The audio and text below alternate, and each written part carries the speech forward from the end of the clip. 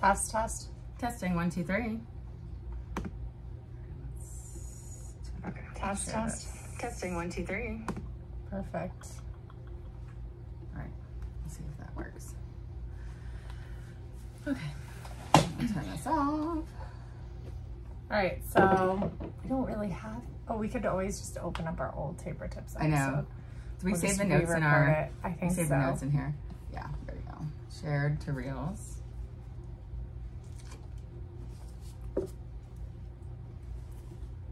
Yeah, and calling your run is part of taper. We did not share any notes. Oh, shoot. Did we put them in Instagram? Oh, or we might have put them in Drive. Oh yeah, I think there too. Like we might have put them on our Instagram. Maybe not though. Maybe we probably should just go listen.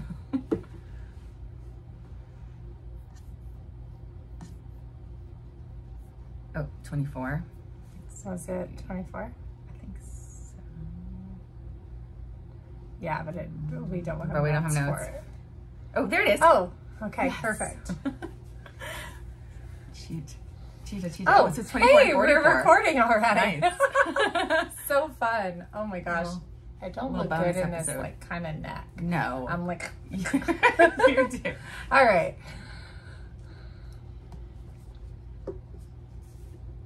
What's better than recycling old material? Nothing. Good morning. Good morning. Well, I'm Liz. I'm Naomi. And we're the Run Galloway girls. Yeah. And we didn't post an episode for 2 weeks.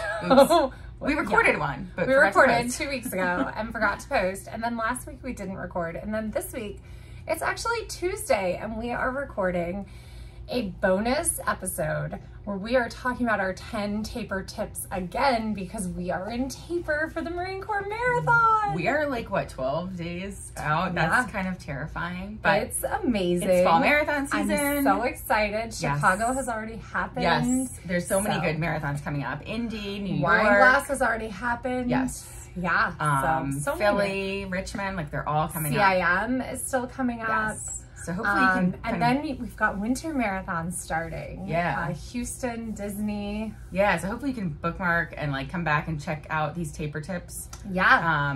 Every time that you're getting in that zone and feeling a little crazy from the taper crazies. All right. So taper tip number 1 is always sleep. You are going to feel antsy and you're going to want to run more miles. And so I always tell people when you feel like you want to run a mile, sleep for an extra 10 minutes. Yeah. So, or an extra hour even. Yeah, sleep Sleep is so important. You can really gain a lot with sleep. The recovery is so important and sleep is so important all the time, but during the taper, it's more important because you're not going to gain what you would gain with that run. Like that run's not going to benefit you as much as the sleep will, and keeping yourself healthy. Sleep is where recovery happens. And remember, you've kind of like worn yourself down the entire season and you've kind of pushed yourself to the edge of your limits and you need the recovery benefits in order to have an amazing race day. And sleep is where that happens. Rest is where the growth happens. You did the stress was the training. Now it's time to rest and then you're gonna experience all that growth and have an amazing marathon. Yeah, so babies sleep a lot, obviously, and like, I was just reading actually about that because I was like reading like last night about like what's a newborn schedule, and it's like, oh, they sleep like 17 hours because that's when their brains grow, and I was like, what? All of it grows. So like that's when you make HCG is when you're asleep, and that's why little babies and little animals all need a lot more sleep than, and that's why you need it as a runner, because you need those human growth hormones. Are you gonna scooch over? You're like off the video. You need your human growth hormones. So that's when you're gonna make it. I mean, I have some in my fridge still left over from IVF. You can also just get them from the pharmacy. Doping. Just kidding. No. Just kidding. So sleep is number 1. It's tops, and it's our best. It's trick. our number 1 tip. is definitely sleep. And lay down on the couch. Don't sit up. Like when you're resting, like lay down, put your feet up. Say your coach told you to. All right. So number 2. You cannot make fitness improvements in the last 2 weeks before your race. You're actually going to feel pretty damn fit because you're going to drop your volume and you're going to be sleeping more, which is going to mean that you have a little bit more energy and you're going to want to go test that fitness out. But don't do it. Don't do any hard workouts. You know, kind of the furthest out that you want to have, like a big run, like a big race, is 3 weeks. Even that can really push it. 3 weeks is a little close, you know, because you can, like Naomi did, peak at your, well, race, it was 4 weeks out. Yeah. Last year. You can peak unintentionally and then, yeah, it's your tune-up race, like your half marathon or whatever, or your 10 miler or whatever. 10 miler, and you tune up and you might peak because that's like sort of where all your fitness was. So you can't make these fitness improvements in the last 2 weeks. It's not physically possible. You can't cram more speed in the last 2 weeks for a marathon. Although I think we're proving that you can cram for a marathon. Yeah. Cram for a finish.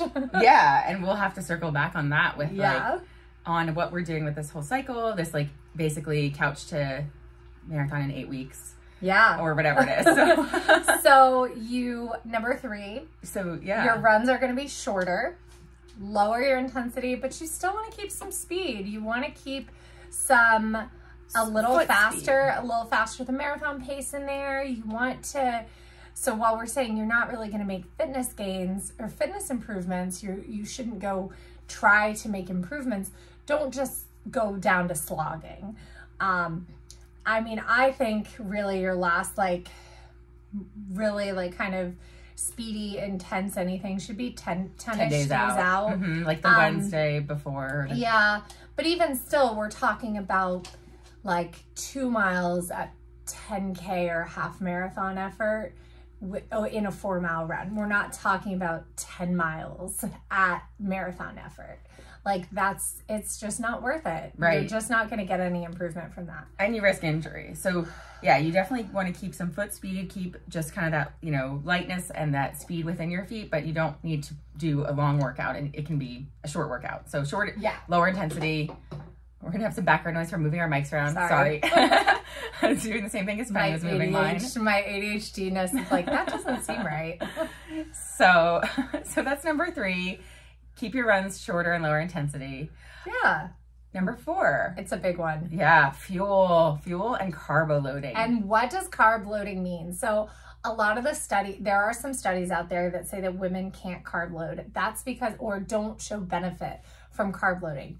That's because those studies used 5 to 6 grams of carbohydrates per kilogram of body weight, which is not carb loading. When we are talking about carb loading, we are talking 8 to 10 grams of carbs per kilogram, which is a lot. You do the calorie math on that, we are talking like for my weight, we're talking like 4,000 calories of carbohydrate leading up. Carbs. Which means you're going, and carbs, glycogen holds fluid, which means you're going to gain weight during your taper. You're going to gain fluid during your taper, but you want that to fill up your muscles with all the glycogen that you're going to need for your race. So make sure you are fueling and you are carb loading. This is not the time to lower what you're eating because your intensity and your workouts have decreased. And you start that early. You don't start that on Saturday night for the night before a Sunday morning marathon. You've got to start that Tuesday before.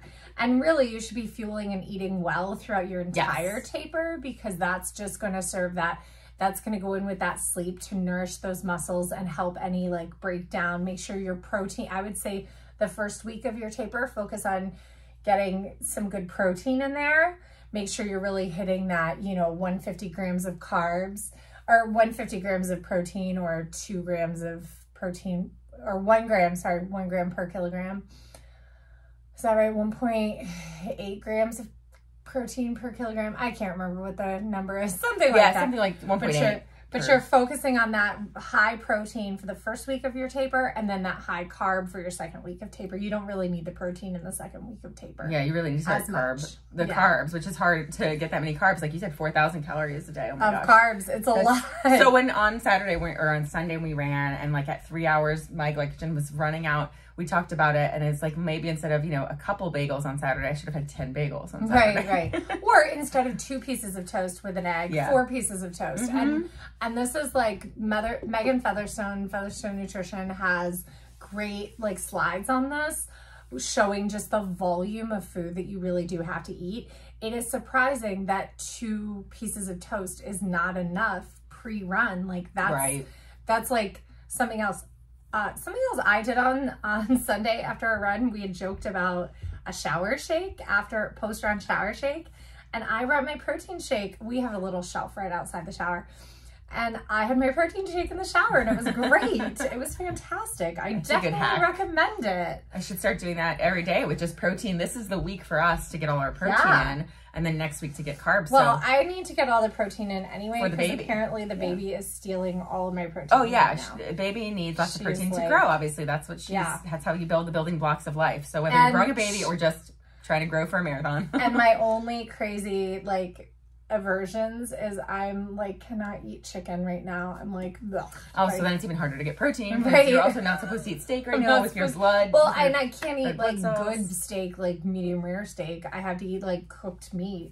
So yeah, it's a good thing I love ground beef. Oh God. So the next part of that, when we just talked about, the carbo loading, so that was number 4. Number 5 is your weight. Again, you're going to start to bloat at this point. Yeah. Do not focus on your size, your weight. Well, first of all, never focus on that. I was thinking about that the other night. I was like, why are we obsessed with how much our mass and gravity pull together of the earth, to the gravity of the earth, to give us a number on a scale? Why is that even something we think about in our world? Right. Why does weight even matter? Math versus it's just physics. Come on. And it's hilarious because I've thought about this a lot. You look back in history, and in history, all the paintings of women from long time ago. The Renaissance. They're all curvy and round, and that was a sign of health.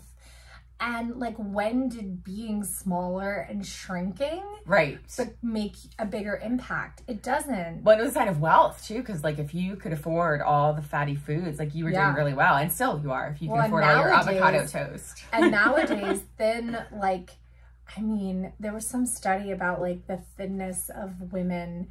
It equates to how much money you have, especially white women's thinness. I can't remember.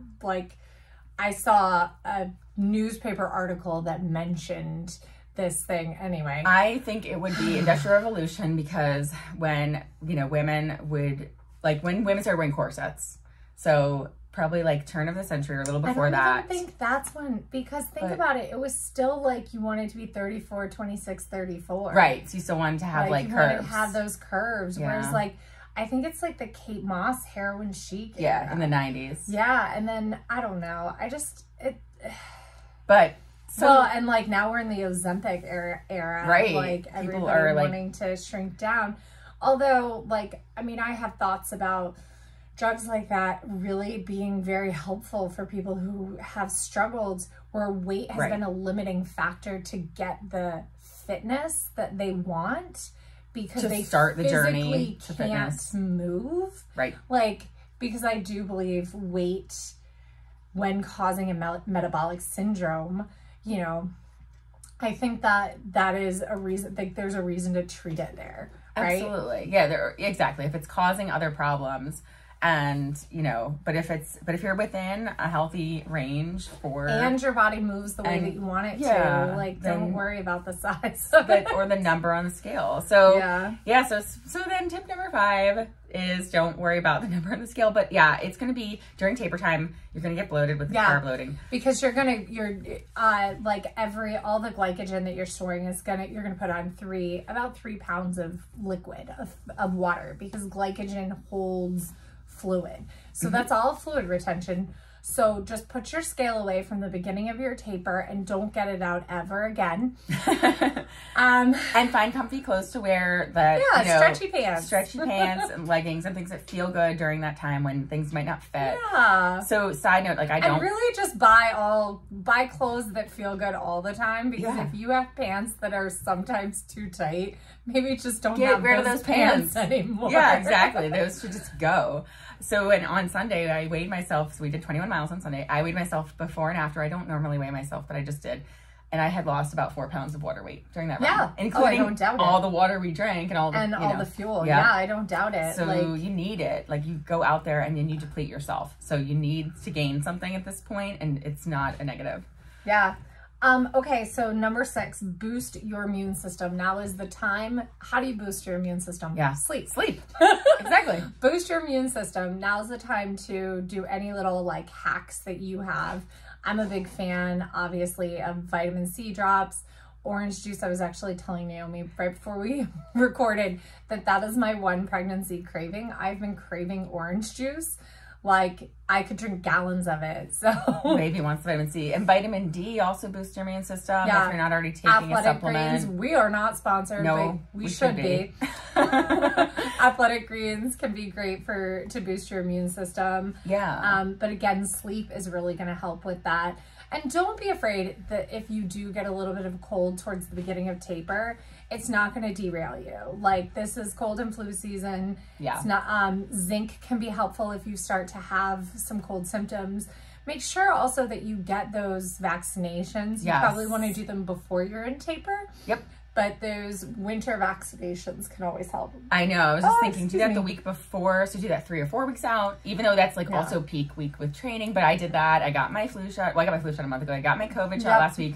Both my kids are getting their COVID shots tomorrow, so that everyone in the family I think I'm going to go ahead and COVID shot. Like, I'm trying to get an appointment for this Thursday, because my other option is to do it like right my doctor's appointment on Thursday before the marathon. And I was like, I don't know about that. This week's better. And that way, because, some people do react from it. I did the last 2. I've had, but see, here's the other thing about the COVID shot is I've already had, let's see, I did the first 2 series, and then I had the first booster, and then I had the booster in April, and then I've had 5 shots already. Right. So that's a lot more than a lot of people.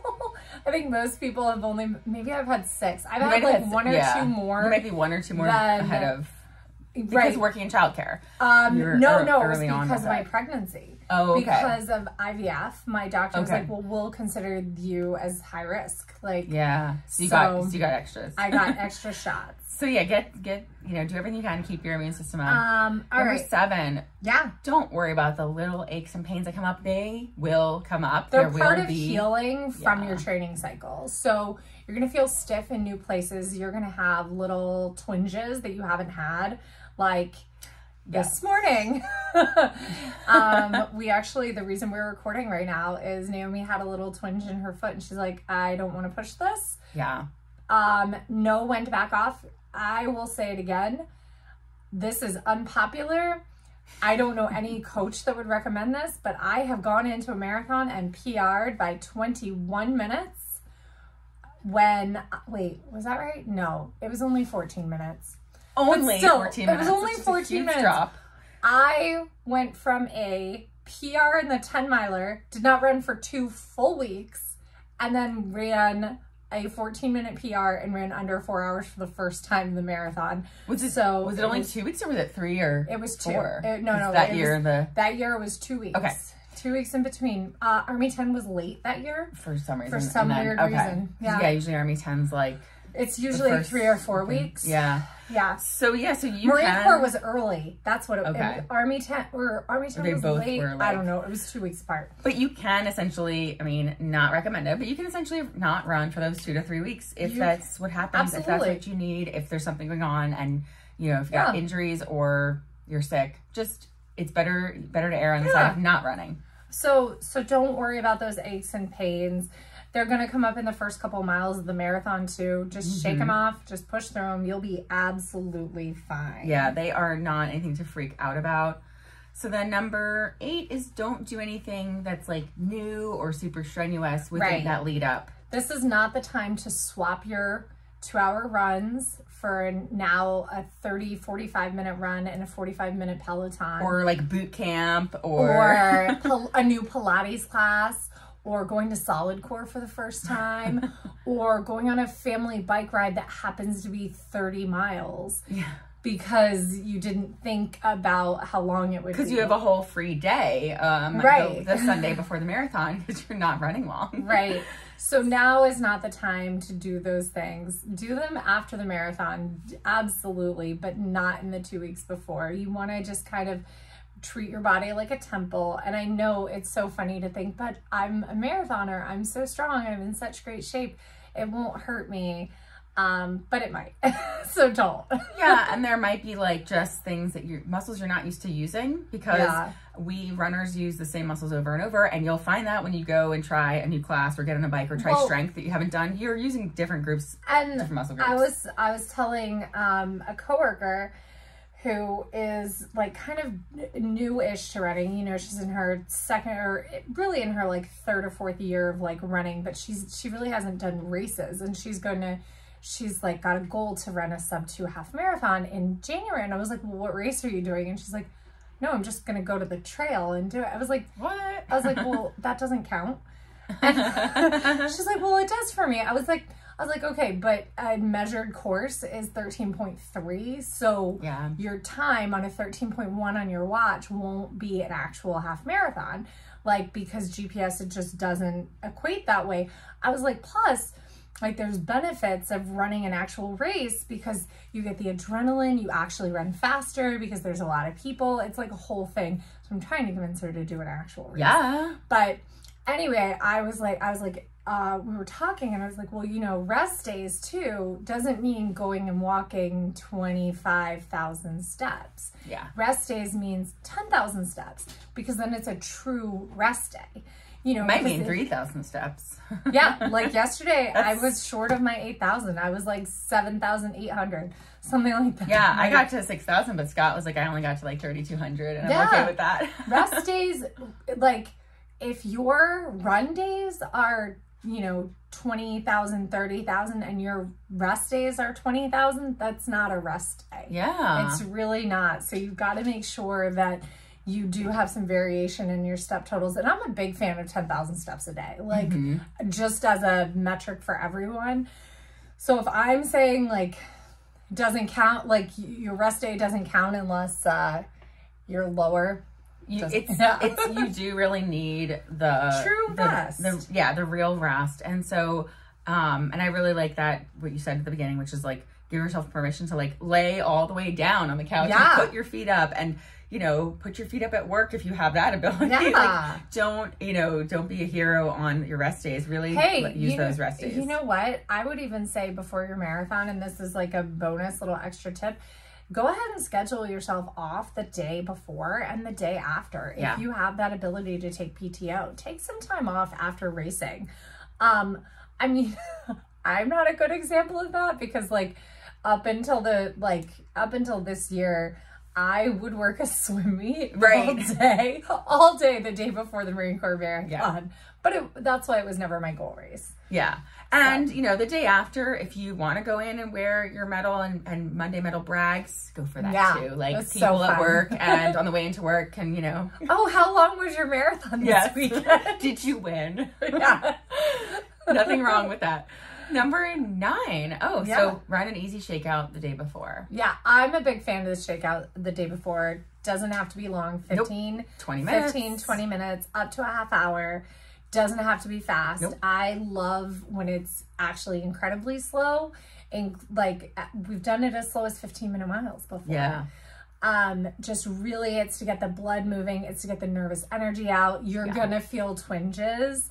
You're gonna feel like the slowest person you've ever met. You're like, what is going on? Or like if you do decide, a lot of races have a 5K the day before, and if you decide to run it, you're gonna feel like, how in the world am I gonna run a marathon at whatever my goal marathon pace is when I couldn't even run this 10K at 10-minute miles. Or 5K, Or for this 5K at 10-minute miles. Like, hello, that happened to us in Chicago. Yes. We were like, who like could barely run were like, what's wrong with us? And Mountains to Beach this year. Like I was in a lot of pain when we did our little shakeout the day before, and I was like, I don't think I can even run at all. So so those little twinges are okay. Like just let that shakeout be like part of your warm up.